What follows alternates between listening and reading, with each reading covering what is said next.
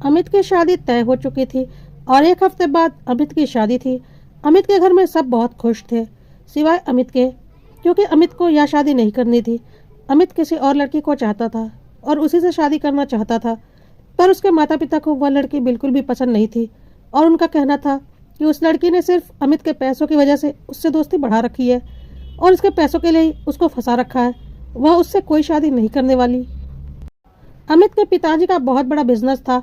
शहर के जाने माने लोगों में उनकी गिनती होती थी। उन्होंने अमित की शादी देखभाल कर एक अच्छे घर में सुहानी से तय कर दी थी। सुहानी एक बहुत अच्छी लड़की थी। अमित के घर वालों को बहुत अच्छे से पता था कि ससुराल को वह अच्छे से संभाल लेगी, जबकि अमित जिस लड़की के चक्कर में पड़ा हुआ था वह लड़की सिर्फ और सिर्फ अमित को उसके पैसों के चक्कर में फंसा कर रखी हुई थी। यह बात अमित के घर वाले अच्छे से जानते थे, लेकिन अमित की आंखों पर उस लड़की के चढ़ाए चश्मे पड़े हुए थे और वह उसे दिलो जान से चाहता था। लेकिन घर वाले किसी भी कीमत पर तैयार नहीं हुए और अमित की शादी सुहानी से तय कर दी। अमित को लगता था कि अभी शादी में वक्त है, वह घर वालों को मना लेगा, लेकिन घर वाले नहीं माने और अब शादी में सिर्फ एक सप्ताह बचा था। उधर सुहानी और अमित का जब से रोका हुआ था। कभी कभी सुहानी और अमित की फ़ोन पर बातें होती थी। सुहानी तो अमित में अपना जीवन साथी खोज रही थी और उससे प्यार भरी बातें करने की कोशिश करती थी, पर अमित सुहानी को अनदेखा करता था। सुहानी इसे अमित की झिझक समझकर नजरअंदाज करती थी और सोचती थी कि शादी के बाद सब कुछ ठीक हो जाएगा। सुहानी को जरा सा भी अंदाजा नहीं था कि अमित किसी और लड़की के चक्कर में पड़ा हुआ है और इसी तरह से शादी में बस अब एक सप्ताह का वक्त बचा था। अमित के घर वालों को भी लग रहा था कि अमित की शादी के लिए तैयार हो जाएगा और उस लड़की को छोड़ देगा, और अगर नहीं भी छोड़ा तो शादी के बाद खुद ब खुद वह अपनी पत्नी का हो जाएगा। लेकिन अमित तो किसी और ही दुनिया में जी रहा था और उसने सोच लिया था कि अब अगर उसके घर वाले नहीं माने तो वह किसी भी कीमत पर उसी लड़की काजल से शादी करेगा, चाहे कुछ भी हो जाए। और जब से उसे ऐसा लगा कि अब कुछ भी ठीक नहीं होने वाला, तो शादी के एक सप्ताह पहले अमित घर छोड़कर भाग गया। एक चिट्ठी अपने घर वालों के नाम लिख दी कि वह सुहानी से किसी भी कीमत पर शादी नहीं कर सकता। वह काजल से प्यार करता है और काजल उससे। इस शादी से कोई भी खुश नहीं रहेगा, इसलिए वह घर छोड़कर जा रहा है काजल से शादी करने के लिए। अमित के पिताजी ने अमित को पहले ही बोल दिया था कि उसकी शादी काजल से कभी नहीं होगी, और अगर वह काजल से जबरदस्ती शादी करना चाहता है तो वह अपने पिता की सारी संपत्ति को भूल जाए। उसके पिता उसे अपनी सारी संपत्ति से बेदखल कर देंगे। अमित को पता था कि अगर वह घर छोड़कर जाएगा तो अपने पिता की संपत्ति से हाथ धो बैठेगा, लेकिन उसके लिए तो उसका प्यार मायने रखता था। इसलिए उसने एक बार भी घर छोड़ने से पहले यह नहीं सोचा कि एक सप्ताह बाद उसकी और सुहानी की शादी है और इस तरह से शादी के एक सप्ताह पहले उसके भाग जाने से सुहानी का जीवन बर्बाद हो सकता है। सुहानी की तो इसमें कोई गलती भी नहीं थी, लेकिन अमित को सिर्फ और सिर्फ अपना स्वार्थ और प्यार दिख रहा था। अमित के माता पिता को बहुत अच्छे से पता था कि काजल अच्छी लड़की नहीं है, इसलिए उन्होंने अमित और काजल की शादी नहीं होने दी थी। लेकिन उन्होंने यह नहीं सोचा था कि अमित ऐसा कदम उठा लेगा। अब क्या किया जा सकता था? अमित ने तो अपना फैसला ले लिया था। अमित के घर वालों को बिल्कुल भी समझ में नहीं आ रहा था कि अब क्या करें।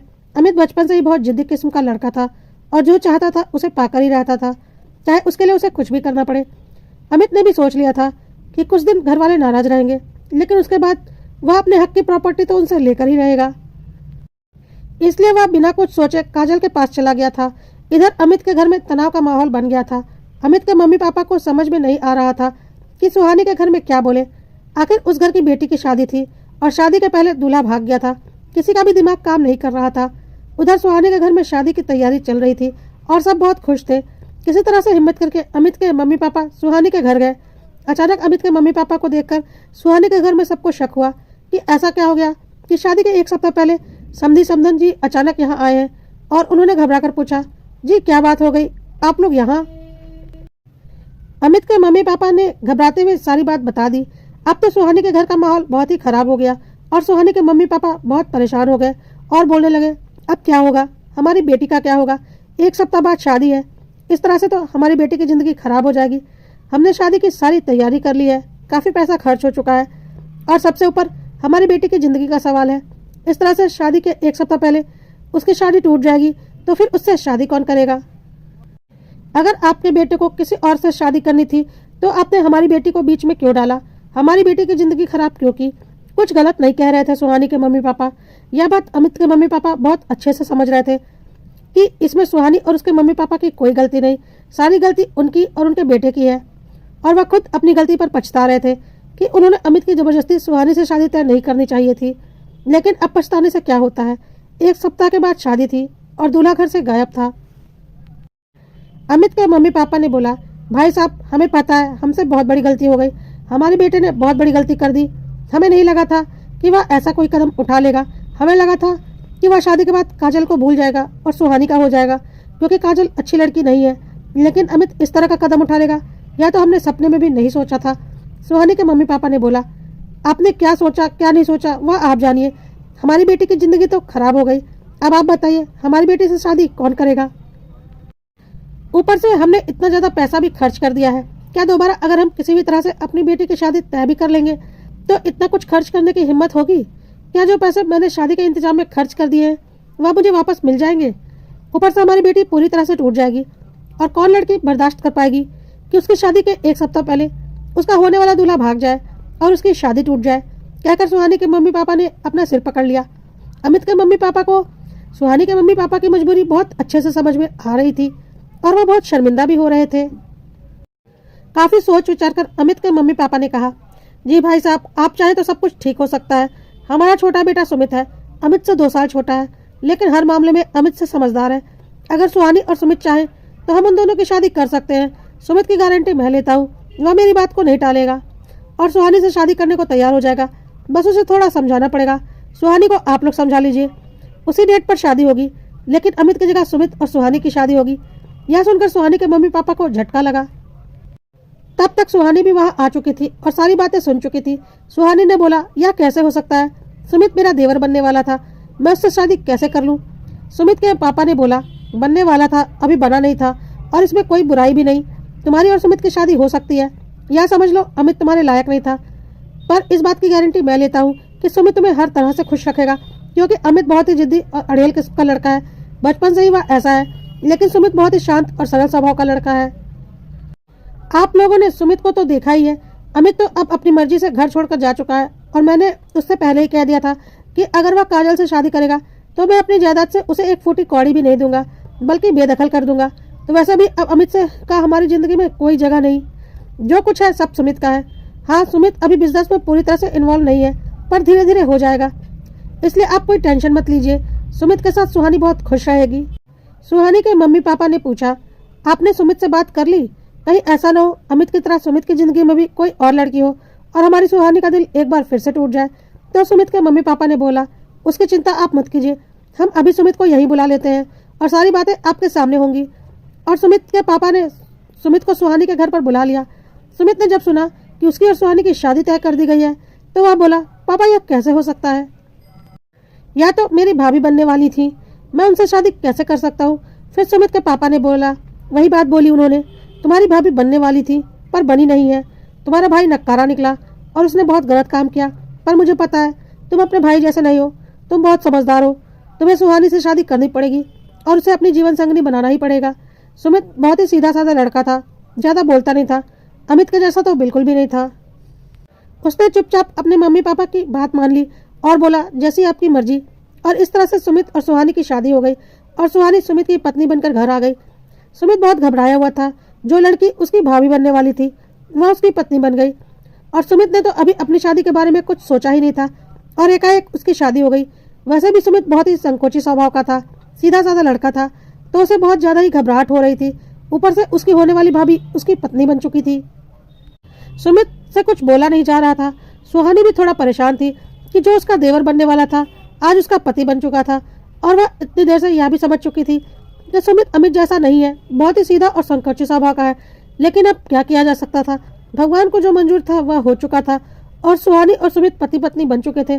सुहाग रात के वक्त सुमित चुपचाप बैठा था। सुहानी से कुछ भी बोलने की उसकी हिम्मत नहीं थी। सुहानी ने ही झिझक छोड़कर बात करनी शुरू की और बोला, हमने कभी सोचा नहीं था कि हमारा रिश्ता इस तरह से एकाएक बदल जाएगा और देवर भाभी की जगह हम पति पत्नी बन जाएंगे, पर ईश्वर को शायद यही मंजूर था। सुमित ने बोला, हाँ, और इसी वजह से मैं अभी इस रिश्ते को लेकर बहुत तनाव में हूँ और रिलैक्स नहीं हो पा रहा हूँ। मुझे थोड़ा वक्त चाहिए, प्लीज आप बुरा मत मानिएगा, मैं इतनी जल्दी एडजस्ट नहीं कर पाता हूँ। और हाँ, आपको कोई परेशानी नहीं होगी, मैं आपको कोई परेशानी होने भी नहीं दूंगा, पर मुझे थोड़ा वक्त चाहिए ताकि मैं खुद को समझा पाऊँ कि अब मैं शादीशुदा हूँ और किसी का पति हूँ। सुहानी ने बोला, मैं समझ सकती हूँ, मेरे साथ भी यही समस्या है। कोई बात नहीं, हम दोनों एक दूसरे को वक्त देते हैं, धीरे धीरे सब कुछ ठीक हो जाएगा। और इस तरह से सुहानी और सुमित शादीशुदा होते हुए भी पति पत्नी की तरह नहीं बल्कि एक दोस्त की तरह रहने लगे और एक सही वक्त का इंतजार करने लगे। उधर काजल ने जब देखा कि अमित अपने पिता की सारी संपत्ति छोड़कर उससे शादी करने के लिए आ गया है और उसके माता पिता ने उसे अपनी सारी संपत्ति से बेदखल कर दिया है, तो काजल ने भी अपना असली रंग दिखा दिया और अमित से बोली, चुपचाप मेरी जिंदगी से चले जाओ।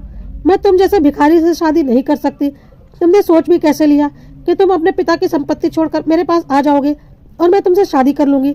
मैंने तुम्हारा पैसा देखकर तुम्हें फंसाया था और सोचा था एक अमीर घर की बहू बनकर जिंदगी भर ऐश की जिंदगी जीऊंगी, लेकिन तुम तो इतने बेवकूफ निकले कि अपनी संपत्ति ही छोड़ दी।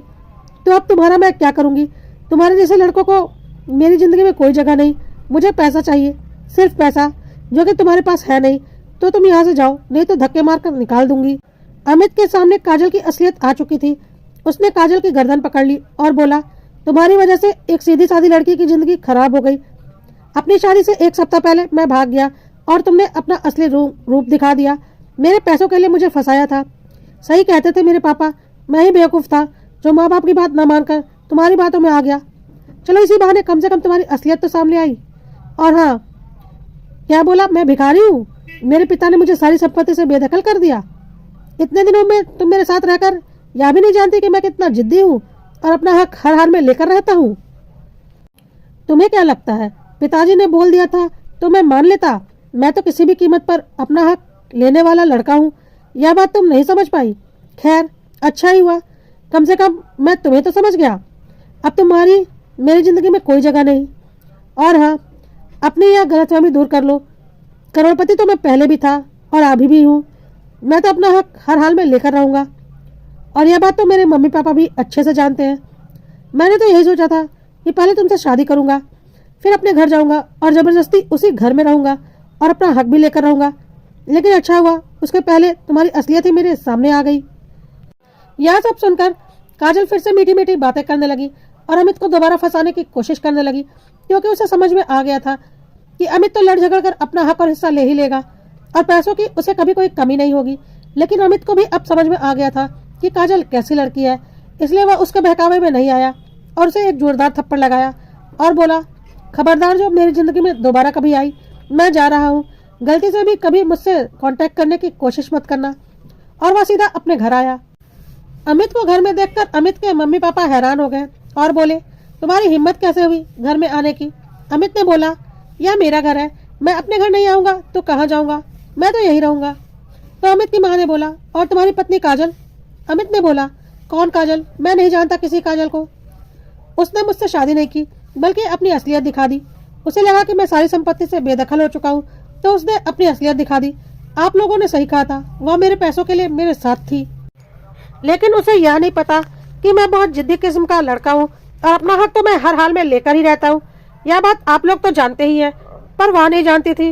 और अच्छा ही हुआ, कम से कम उसकी असलियत तो सामने आई। आप लोग सही बोलते थे, मैं ही गलत था। तो अब काजल का किस्सा खत्म हो चुका है और अब मैं अपने घर वापस आ चुका हूँ। हाँ, मैं शादी के ठीक एक सप्ताह पहले भागकर मैंने गलती कर दी थी, लेकिन अब मैं उस गलती को सुधारना चाहता हूँ।